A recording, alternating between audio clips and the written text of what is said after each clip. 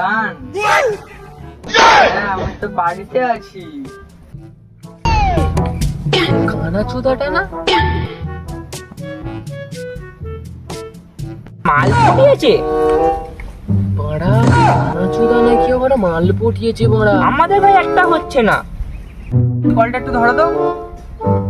কানা চোদা বললি কেড়ে কেড়ে, রাত্রেবেলা বলে ছেড়ে দিচ্ছি, দিনের বেলা বলে কার কিলিয়ে দেবো।